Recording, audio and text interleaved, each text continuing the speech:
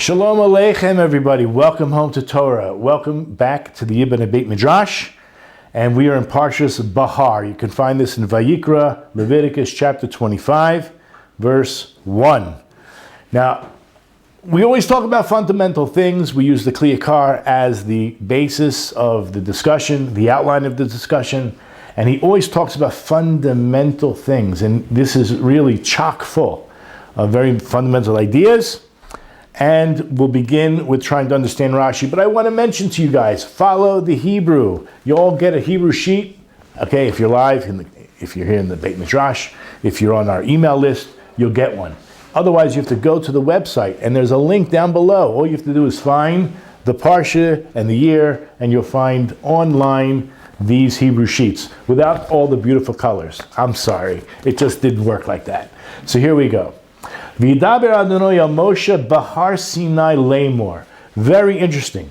So Moses speaks to the Jewish people. It does mention at times where he's speaking to them at, and we know that they spent a really long time in the desert at Mount Sinai. But here, how many verses do we have where it says God spoke to Moses specifically at Har Sinai? Not a whole lot. So here, Rashi mentions right away, our parsha is going to be dealing with Shemitah, that's the sabbatical year, and Jubilee, and many other topics. But Rashi brings a very interesting idea. And that is, he asks a question. The question is like this. What's the relevance, right?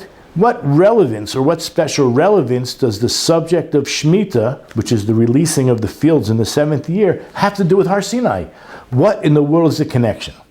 And to strengthen the question, were not all the commandments, meaning weren't all the commandments stated from Har Sinai? This is our tradition, that the Torah was given over with the majority of the commandments, if not all of them, given to Moses at Har Sinai. So he answers, Rashi says, however, this teaches us that just like Shemitah, and you'll see in the Parsha, there's so many details.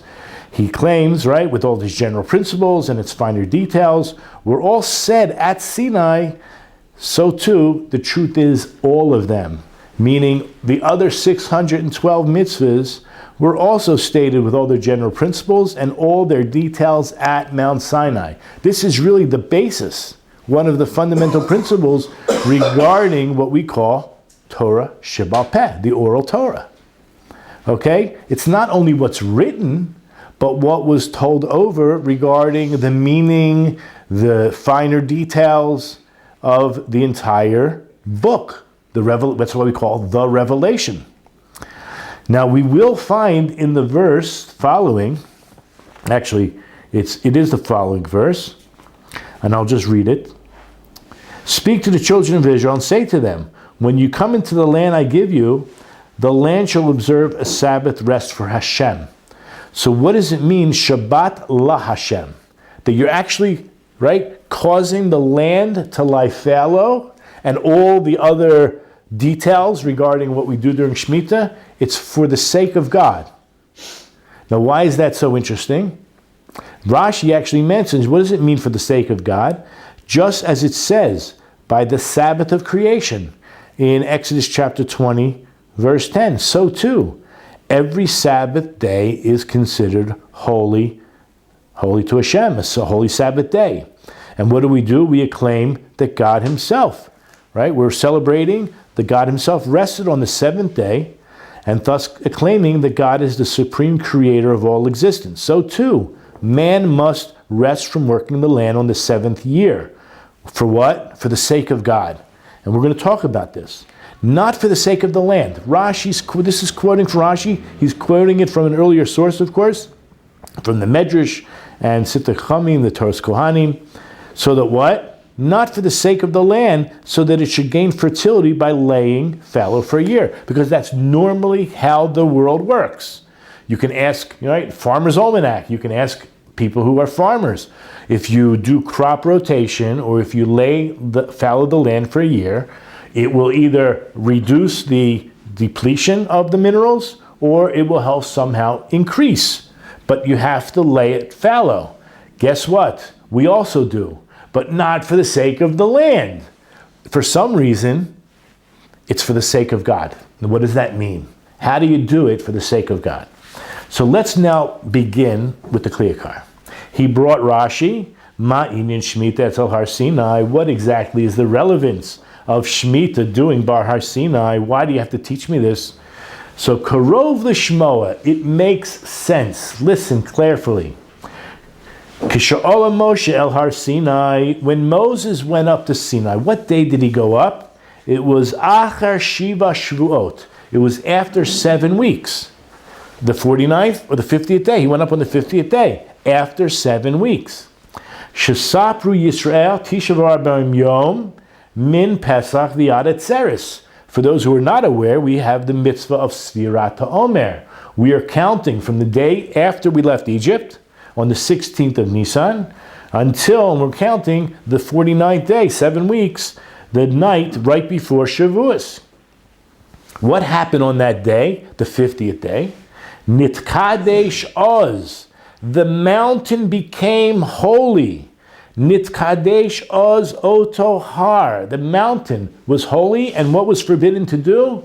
V'ne'esar bizriya v'charisha b'yom chamishim. One was not allowed to do malacha. The truth is, even 3 days before, you couldn't approach it. But on that day particularly, you couldn't sow and you couldn't plow. And why? Shabo nitna haTorah. Because on it, on what? On that day. It's true, it's also on that mountain. But on that day, the Torah was given. And what is it about time? That is Zman Meshichat HaYovel Likrot Dror V'Chavshi L'Kol Yisrael. It was a time of drawing forth. Now what is Yovel? Yovel doesn't mean freedom, but the word Likrot Dror V'Chavshi does. So Yovel is a flow. It's actually like a zerem. Now it also has an idea of like time. In other words, a long time. It's every 50th year. So it's a long period of time. It's drawn out. Just to get an idea why I say that Yovel means to draw out, whether it's over a long period of time, or in this case, we're talking about freedom. Real, true liberty. You want freedom? Wait till you hear this. As it says, if you go to Exodus, number 5 on the source sheets, Exodus chapter 19, verse 13, it says in Hebrew, actually let me just read it in English first, right? When the ram's horn sounds a long drawn out blast, they may ascend the mountain. Okay, you can read in context what it's talking about. Okay, this is right before the revelation at Mount Sinai, and it says over there, Bimshoch hayovel heime ya'alu bahar. So it means to be drawn out a long blast. So here we're talking about this, drawing out a proclamation of freedom that took place on Mount Sinai to all of Israel, to the Jewish people. And then wait till you hear this. The words that were written on the tablets were not just written on the tablets, they were engraved on the tablets. So he uses these words, Cherut al haluchos. The truth is, the pasuk says, Charut. Look at number 2 on the source sheet. It's Exodus chapter 32, verse 16. Now the tablets were God's work, and the inscription was God's inscription engraved on the tablets. It says Charut. There's a little bit of a play on word, because Charut literally means engraved, and yet Cherut, same root, same word, means engraved. Now what's the difference between engraving and just writing on a whether it's a tablet, a stone, whatever it is? You take ink on a quill and you add the ink to the parchment or to the paper. However, when you engrave, you're actually scraping out. I think it's called a bevel. You're using some kind of instrument that's going to scrape out. And how do you know the letter? The letter is only recognizable through the borders that you created, right? You scraped up, you left borders, so you have a clear letter. The concept is through borders. Through borders is where you find your freedom. Through the law. This goes against what Christianity says, that there is no law, right? You want to find freedom? No. It's through the law that you find your salvation, you find your freedom, and I'm going to now prove it through another point that I thought about, and that is, what is freedom? Use the ability to use your free will. So through having borders is where you're able to exercise your free will, right? If it's everything is hefker and you can do whatever you want, you're really not exercising any free will. You're just doing whatever the heck you want. But once you have to make decisions and follow rules, you choose to follow the rules, that is, then you are using your free will. Why do you think they call it free will? That's true freedom. And that's just my own insight, and I just wanted to share that with you. By the way, just so you should know, in Pirkei Avot, chapter 6, Mishnah 2, number 3 on the source sheet, mentions specifically this idea about the word engraved on the tablets. Don't read it as charut, but rather as cherut, as liberty. Don't read it as engraved, but understand it much deeper, that through the inscription, i.e., as I explained, as not adding ink to the table, but creating borders, you'll find true freedom. And then he continues, va'ayidei kol, through the voice, or let's just say the loud sound of the shofar, shamatin Torah, that it was through, just close your eyes and imagine, you saw thunder, you heard lightning, there was a blast of the shofar. So through the blast of the shofar of the revelation of Matan Torah, ba'ot ozman higid Kadosh Baruch Hu l'Moshe inyan Ashmita va'Yobel.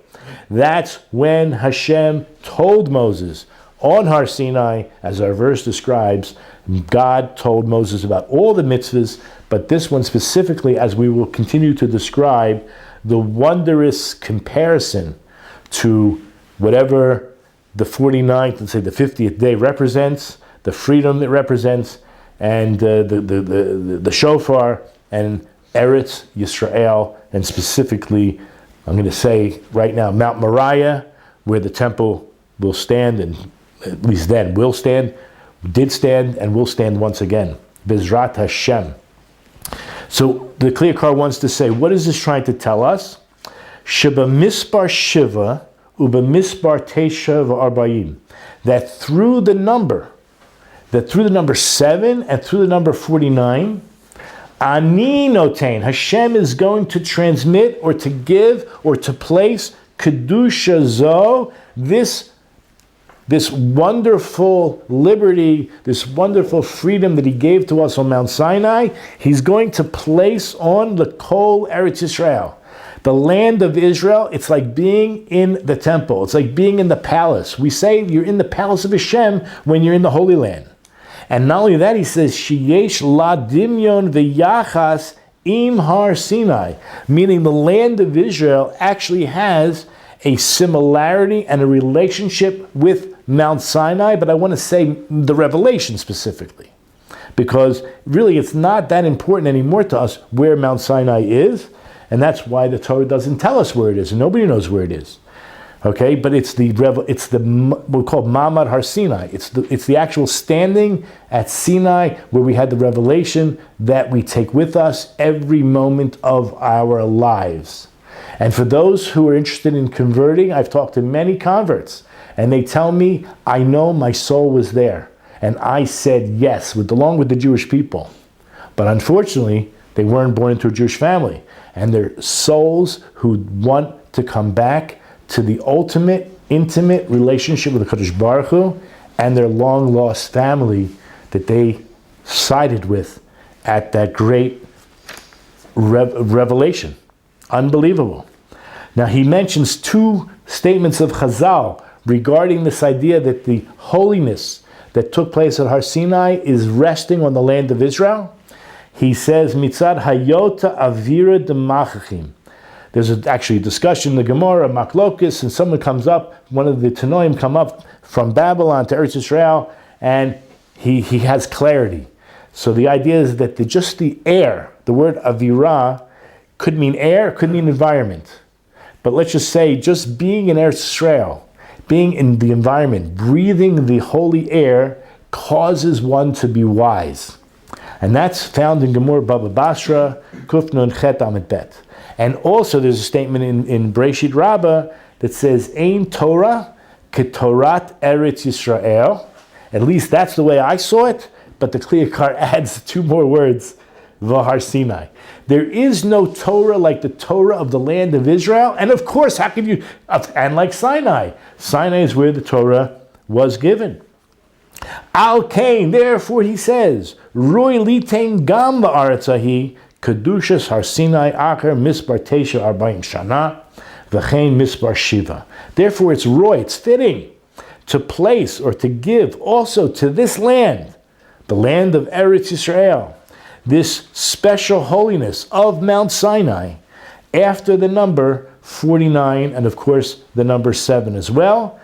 And Kedei Lasot Zikaron Lamamad Har Sinai B'Kriya Dror V'Avarat Shofar.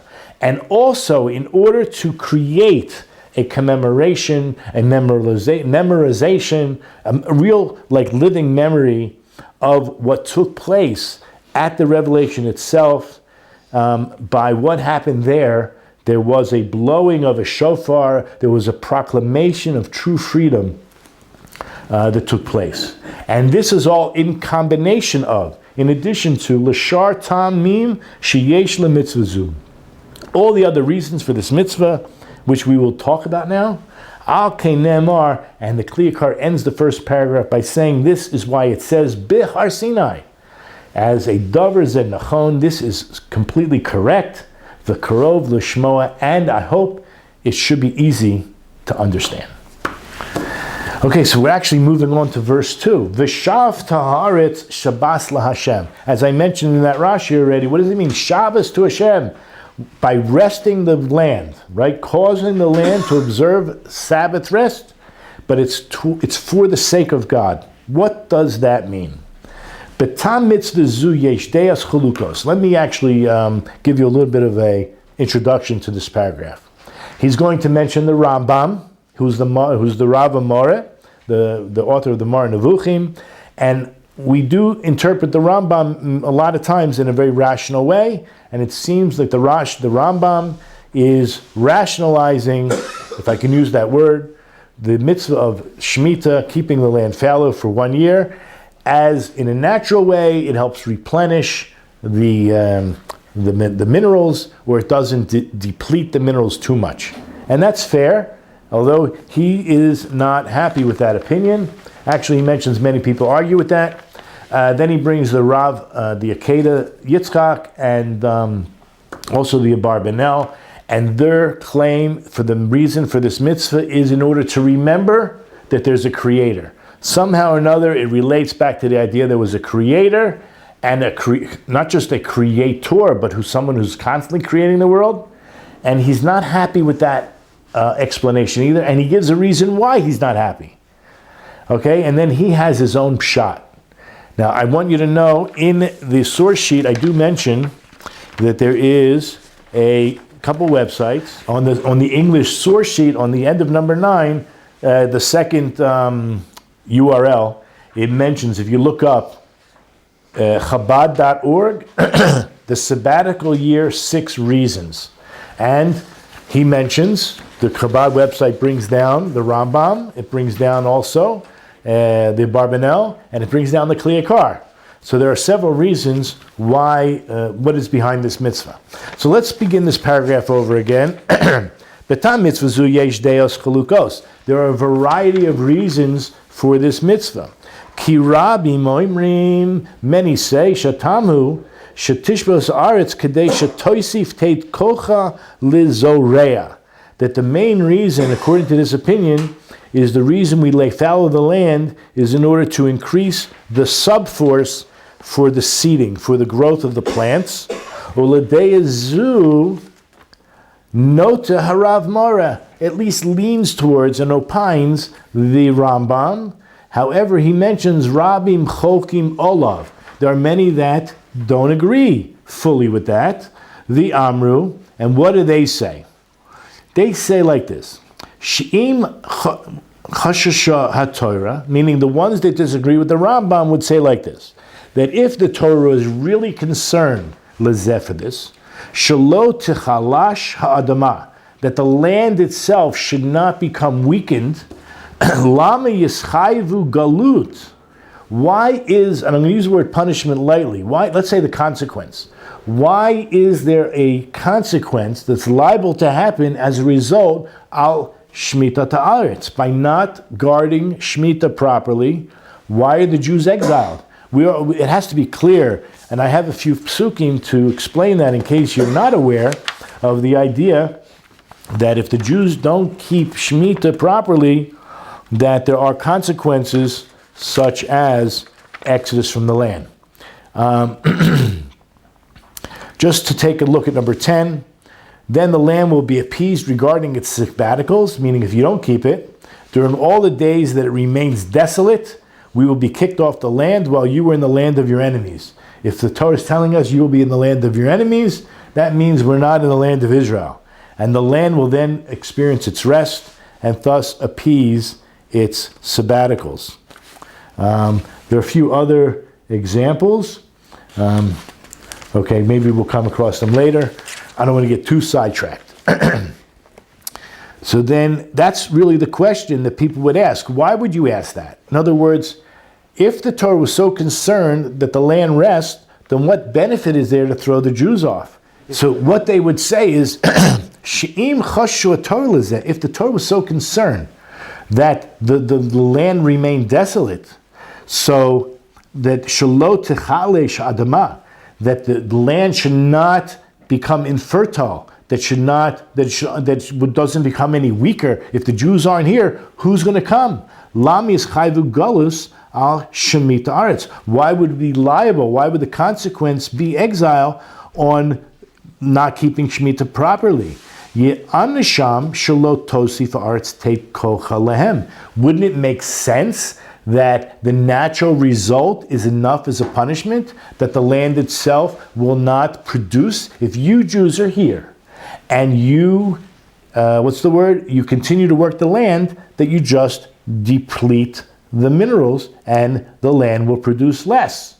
That would make sense. And not only that, he says, Va'od, she'ein zeh Shabbos la'Hashem, if you're doing it for the sake of the replenishing of the minerals, then it's not a Shabbos to Hashem. You're not doing it for the sake of God.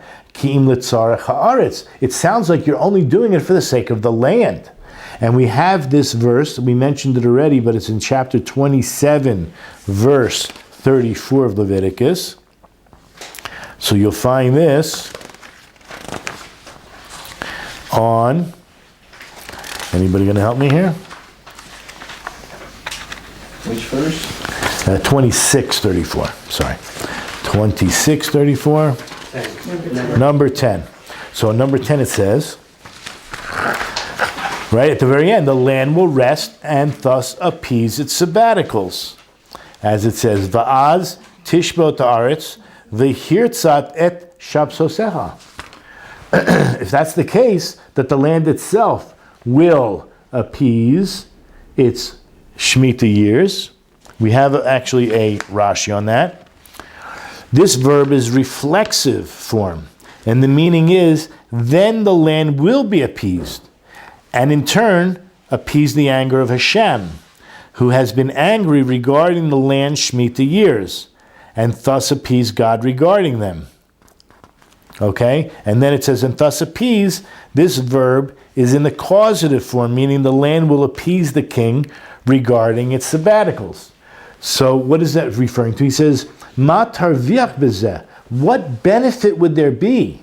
Sheyigala mimenu Yisrael, that the Jewish people are thrown off the land, v'yesh lo lehem hagoyim, where other nations will end up, as Larry mentioned, passing through. Of course, not having any success, but nevertheless here, asher leolam bo ya'avodu. They're not going to stop for the 7th year. They're going to work it and exploit the land as much as they can. In fact, we found out that this land was full of trees. And you know who took them out? The Romans.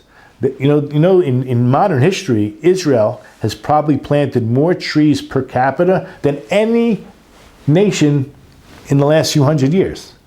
But we have history that the non-Jews have exploited this land and they never replenished. They only took. and they took a lot of the, we'll call it lumber, and deforestation. So what would it help? So what does it help to have the goyim here working the land with non-stop? Ve'ek tishbo ta'aretz b'hashama mehem.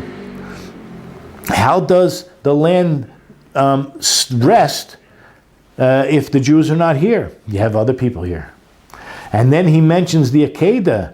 He's nosen tamacher. He gives a totally different reason for this mitzvah. And he says, Shetachlit mitzvah zu, that the prime purpose or reason for this mitzvah is lezecher chidush olam, in order to remember that there's a creator. Very nice, but the Yakar has a little bit of a problem with that. And he also says, lezecher yamos olam v'sof yemei cheldo, to remember the history, that the world was created in 6 days, that you have a 6,000-year cycle, and all that. That's all very nice. But guess what? He mentions the Abarbanel writes similarly. And he says the Abarbanel even adds to that, V'hoisif od nefach mishalo. Now this is very strange. The Yakar, in his genius, and maybe even chutzpah, but it's genius because he says, Gam zerachok mekilyotai. This reason is so far from reason. In other words, the explanation given does not really make sense. And now he tells you why, according to him, it doesn't make sense. If it's all in order to remember you have a creator, what does Shabbos do? Isn't Shabbos, and it comes when? Every week, right? The end of every 6 days you celebrate Shabbat. In order to remember we have a creator, we're celebrating and recognizing that Hashem is the creator of the universe. So there's a slang phrase, Ki hu daimel Yehuda v'oid likra. It basically means no further proof is necessary. Ki yom Shabbos tamidi. We have Shabbos every single week. B'kol shavua bo lezecha chidush olam. It comes on a constant basis, comes once a week. Vimhu lo yoil. Now, if that doesn't help you, infuse within you the idea that there's a creator of the universe, ma yoshiyenu zehabo la'itim rechokim. Then what possible salvation would there be for us? What help would there be for us if we have to remember something that comes every 49 years?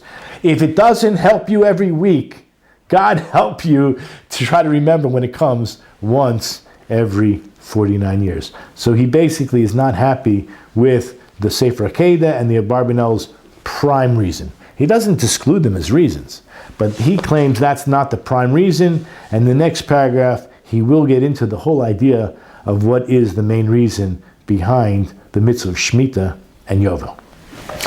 And now he continues, Ukadei leyeshev kama dikdukim b'lashon Parashat.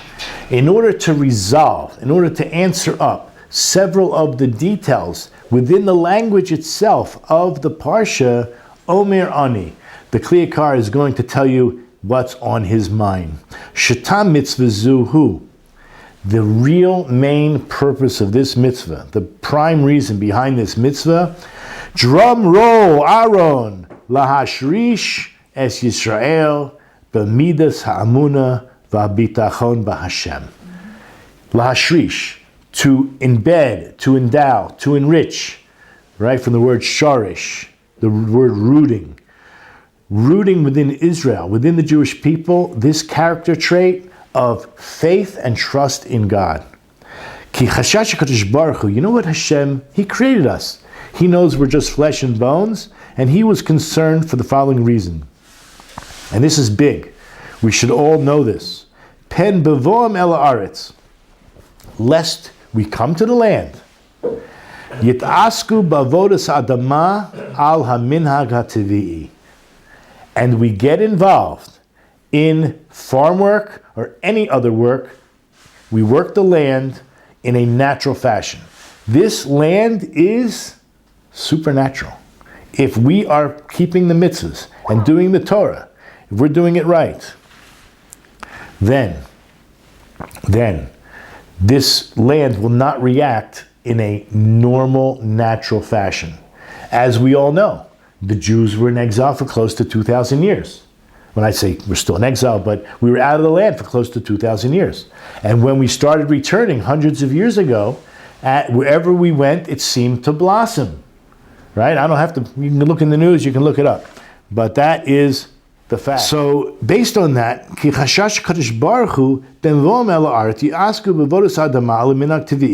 now, once we're here, the Kasher Kabir Matzo Yadam, and then once we're here and we succeed, we think it's our strength, Yishchechu es Hashem, we would, God forbid, forget God.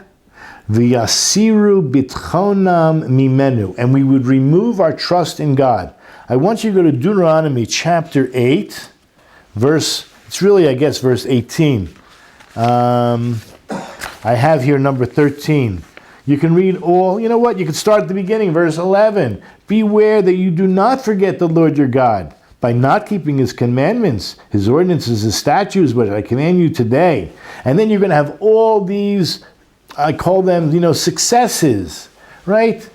Lest you eat and be satisfied and build good houses and dwell therein, your herds and your flocks multiply, and you have silver and gold increase, and all you have increases. Your heart, and then your heart might grow haughty, and you might forget the Lord your God. Again, that's how it started. Do not forget the Lord your God. But if you have all this chayil, you have all this success and wealth and might, you might come to forget the Lord your God, who brought you out of the land of Egypt, out of the house of bondage, who led you to the great and awesome desert with all kinds of snakes and vipers and scorpions and drought.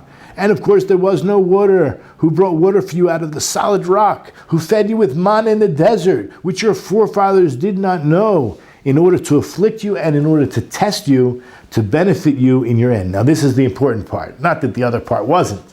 And you will say to yourself, this is the biggest nikshal, this is the stumbling block. You will say to yourself, it's my strength and the might of my hand that has accumulated this wealth for me. So in Hebrew, it's kochi v'oitzim yodi. I'm the cause, I'm the, it's all because of me. But rather you must remember the Lord your God, for it is he that gives you strength to make wealth, in order to establish his covenant, which he swore to your forefathers, as on this day. Ki hu hanoitein l'kakoach. He's the one who gave you the strength. Beautiful point here. So therefore, v'yachshavu ki kocham v'oitzim yodam asa lehem et ha'chayil hazeh. What will they think when they accumulate all this wealth? They will think that it was their own might and their own power that has caused this success. And what else will they think? V'oilam kiminhago noheg.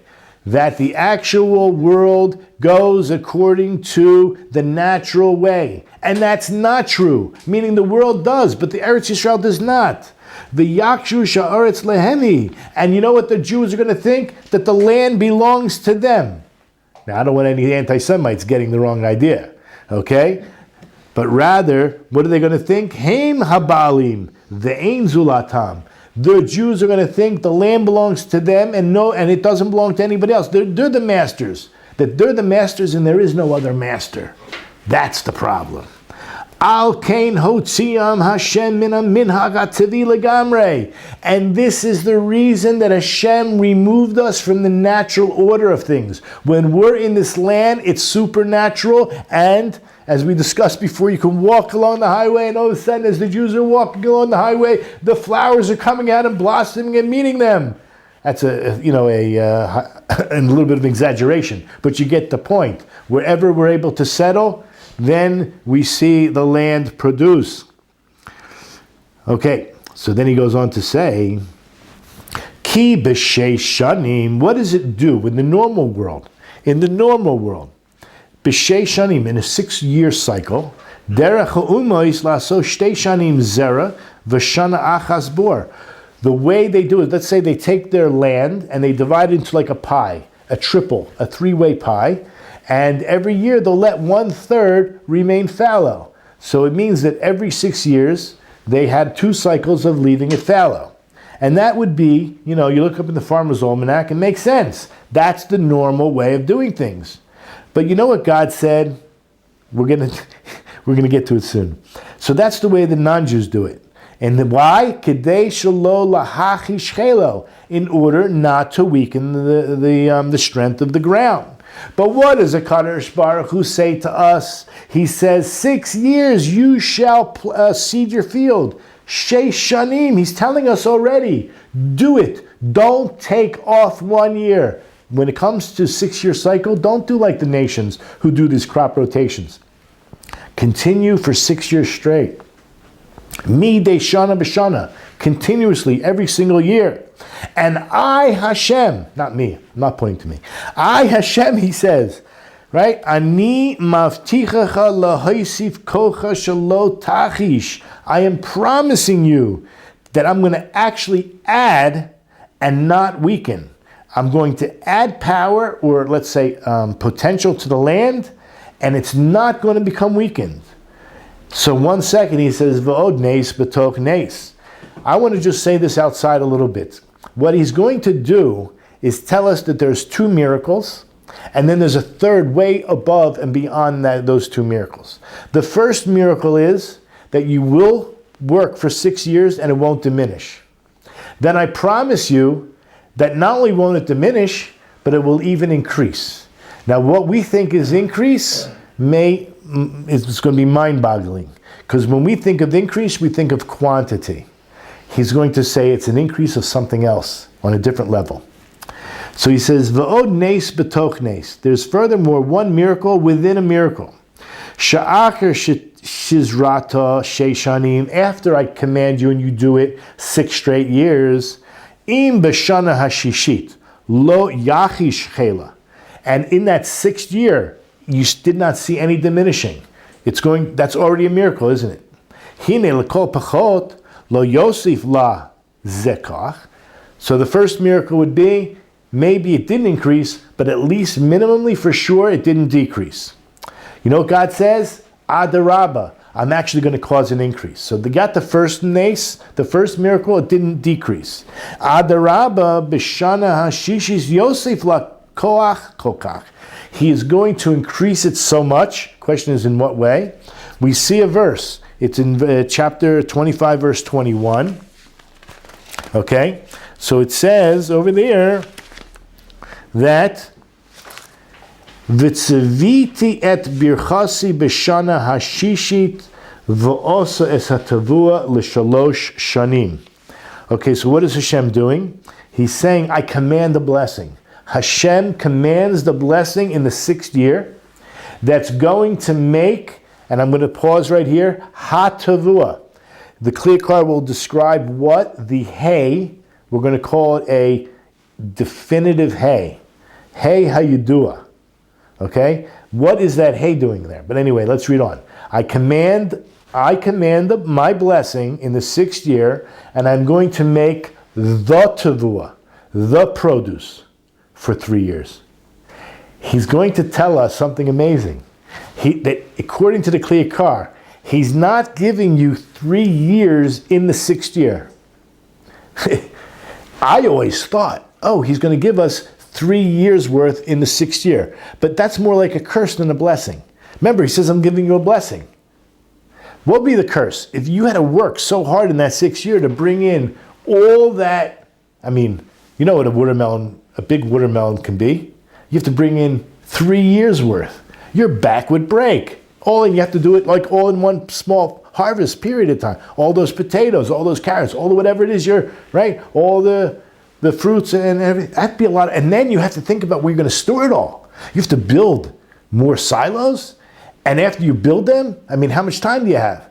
Then you have to think about how you're going to keep the rodents and the mold and whatever else, the pests, what do they call, the insects, anything that's going to eat away.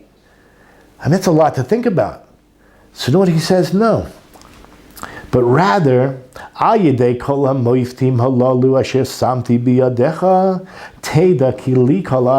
the main reason I'm creating all these miracles is in order that you should know through all these signs and proofs that I have done for you, is that you should know I am the master of the earth, of the land, not you.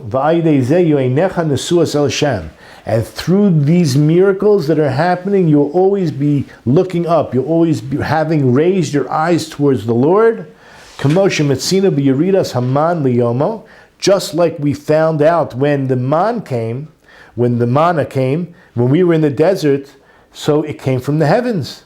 And it was directly from Hashem, and we knew it. There were a lot of miracles that took place. By the way, if you were righteous, very righteous, you opened your front door of your tent, and you found your manna right by the door. If you weren't so righteous, you might have had to go to the end of your driveway. And if you were even less righteous, you'd have to go around the corner, around the block, maybe to the edge of the camp. And everyone knew, this guy's obviously righteous. He opens the door and his man is sitting right by his front door. Right? This guy's walking around the corner looking for it, and he can't find it. He obviously did something wrong. Anyway, so we were always looking towards Hashem, and we listen to words he says, Kadeshu einehem nesuas el Hashem tamid.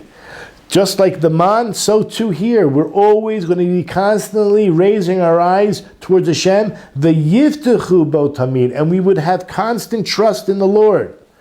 Kach inyan Shemitah, so too, just like it happened with the man, so too by Shemitah. Shalu ya'avdu ha'adama kol shana shvi'it, ein zera ve'ein katsir, right? That we would not work the land the entire 7th year. We wouldn't seed it or sow it, nor would we harvest the land. The yismechu al hanes, but rather we would rely on the miracle shetase tavua l'shalosh shanim, that tavua would be enough for 3 years. Harei shnei masei nisim. Now that so far is seemingly, let's say, 2 miracles. Number 1, that it didn't diminish. Number 2, what we think is there was an increase. But how much of an increase? Listen to what he says. Vishalishim al kulo. That even though, I skipped something. Harei shnei masei nisim. That's 2 miracles. Vishlishim al kulo. But there's a 3rd miracle that's way beyond the other 2. Ready? Shatavua shatase b'shana ashishit. That the tavua, the produce that was made in that 6th year, af im lo yebok im shiur achila l'shana achas. If it was really only the regular amount that you would get on a regular year, but it's your 6th year, mekom yishlach Hashem et bracha ba'asameim. Remember, he said, I command the bracha. I command the blessing. There is some kind of command of God's blessing within the granary, within the plenty that we received, and that is sheyochal kima umidbarek b'me'av, that you would eat a small amount and it would increase within your stomach. Now, I just keep in word, the word baruch means the source. The source is where all increase comes from. The word baruch is with a bet, resh, kaf. Those 3 letters are all derivatives of the number 2. Bet is 2, resh is 200, kaf is 20. 2 always means an increase. It implies more than 1. It's an increase. So somehow or another, we would eat a small amount, and within our me'av, within our digestive tract, it would be blessed. There would be some kind of increase. Ad shetaspik hatavua l'shalosh shanim. Even though it was enough for the 6th year. I mean, it was in quantity, the same as you would get any other year. That's what you would get in the 6th year. For some miraculous reason, it would keep us alive through those 3 years. And how does he know? He uses this from the grammar itself. V'asat et ha-tuvua. That the tuvua, you will yield a crop. It doesn't say, it says you will yield the crop. Behei hayediyah, in definitive hay. It's talking about a very specific crop. That God will give you a very special crop in the 6th year. Now, if it didn't mean what I'm telling you it means, the Yakar says, it should have said, Vasat tavua l'shoshanim. It would make crops, or crop, for 3 years. Doesn't say that. El sharem is be'yediyah. But rather it's hinted at within the hay, which is called definitive hay, that what? Sha'oto hatavua shehira gila. That it's that very produce that is already regular to you. You're accustomed to that quantity, lasot midei shana b'shana, that you get every single year. Kein taseh gam b'shana shishit. That is the crop you would get in the 6th year. And v'yosef Hashem koach ba'aretz. Hashem is giving the land power or potential. Ad sha'asata sha'ota tavua taspik l'shalosh shanim. Until that very tavua is enough for you for 3 years. Zevadai nes nigla v'gado mikulam. So he's explaining that third miracle is even greater than the other two. Okay, it's like this is a openly revealed miracle. And the Yakar tells us, Zetam nachon barur, yoter mikol ma shedibru bo amaforshim. What I've just told you is more correct and clear than any of the other commentators. Ulefize dinhu. Now he explains why it's logical that exile should be the consequence for not keeping Shemitah properly. Dinhu she is chayvu galut bavona Shemitah. Mitzad chisaron ha'amuna shebehem. Because of the lack, from the aspect of the lack in trust in God.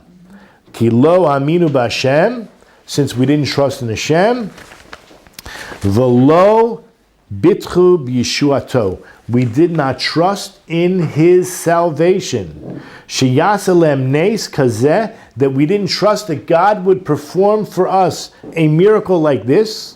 Ba'asiyat tavua l'shalosh shanim, that He would create such a miracle for us by producing the produce that would last 3 years, like it says now in Jeremiah chapter 5, verse 1. If you can help me find it, it's number 16. That when Jeremiah, we're talking about before the destruction of the first temple, that basically if he would have found people who sought out faith, who were trying to increase their faith in Hashem, then God would have forgiven the Jewish people. But apparently there weren't that many people walking around seeking, look what it says. Stroll in the streets of Jerusalem and see now and know and seek in its squares whether you will find a man, whether there is one who performs justice, comma, seeks faith, comma, and I will forgive her. So he's trying to say there were very few people who were real seekers at that time. So based on that, truth be told, we did get exiled. Gam haaretz atzmo. What the Yakar is going to say is absolutely amazing. We already discussed the idea if the Jews don't keep Shemitah, the land is going to exile us. The land? Hashem. No, the land also wants to be appeased. And the land wants to be a part of the mechanism. It's an inanimate object. When I say inanimate, I mean it's domem, it's minerals, it's rocks, right? And yet there's a life force. Everything in this universe that is, whether it's domem, it's a mineral, a rock formation, or whether it's flowers and growth, all the way up to animals. There's always a life force behind everything, and it as if, right? As if it's alive. We're talking about just the life force. Even the land itself is makpid, is exacting and strict regarding this, very much so. Ki rotzona sheyitgalgel schut al ze yada. The land wants to take credit. It really wants that the cause of the merit of the Jewish people being on the land is through her. Okay? She has feelings. Lechazek ha'amuna b'Hashem ayada. I know I'm talking about an inanimate object here. It wants to strengthen the faith of the Jewish people in God through her. And there's no question. We can see the history of the Jewish people coming back and the land blossoming. The land wants the world saying there's something unique going on. The Jews have returned. Look at her. She's blossoming. V'od, not only that, al yedei ze yaminu ki kulam einan rak arisim bakarka. That through her, right, and through the growth that's coming as a result, then everyone, the Jews especially, that all of us would think to ourselves, all we are are sharecroppers. Remember the problem was that we think we're the owners, we're the masters, and there is no other? No, we're just sharecroppers. Sharecroppers means that we're just doing the work, but we have a master, we have an owner, we have someone above us. And who's that? HaKadosh Baruch Hu Baal HaSadeh, that Hashem is the owner of the field. Ubedvar za'aretz chafetza, and this is what the land wants us to know. Shehiyeh HaKadosh Baruch Hu be'atzmo bola v'adona. The land itself wants that God Himself is her owner and her master, not us. Ki lo yizbrach haaretz, because the land and the earth really belongs to Hashem. Now what if, God forbid, the Jews don't keep Shemitah? Ubebitul hashmitois. We said the result is what? Exile. Shechaziku heima kibalim ba'aretz, because we acted and behaved as if we were the owners of the land, the masters of the land. Roihu shetach b'da'aretz ozeh. Of course it's fitting for the land to react in an exacting fashion regarding this. And that's why the Torah told us, Az tirtza ha'aretz et shabsoseha, then the land will what? Be appeased for the shmitas that she didn't keep. Aval ala umos, but regarding the non-Jews that are here working the land when we're not, lo takbid. You know what? The land doesn't care. It's not exacting. Im yinhagu ba minhag tivi'i. Go ahead, act like your normal fashion, because it knows you ain't going to be here for very long. Ki balav hachi kol hanhagatam al piateva ve'memamuna. It knows, so what? You're going to do everything naturally, and that's okay because you don't have the faith in Hashem anyway. Now the Yakar ends the paragraph by saying, after going through this thesis, through this proposal, that everything I said is 100% true.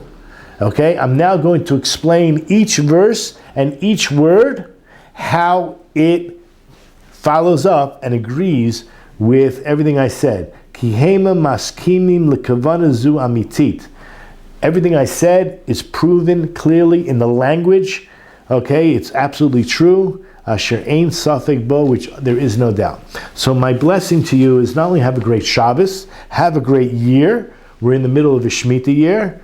Until a majority of the Jews are living in the land, we are still keeping Shemitah, but on a lower level. When a majority of the Jews come back, it's going to catapult, it's going to be springboarded to a higher level, a Torah level, and it will mean a lot more. So Bezrat Hashem, I hope this is true. By the next, maybe even the middle of this Shemitah cycle, meaning in the middle of this Shemitah year, but by the next 7 years, there Bezrat Hashem, we should pray for the ingathering of the exiles, for the Jews to return home, and we will experience these miracles in a much greater way. And with that, I wish you Shabbat Shalom, have a great life, and we'll see you next week.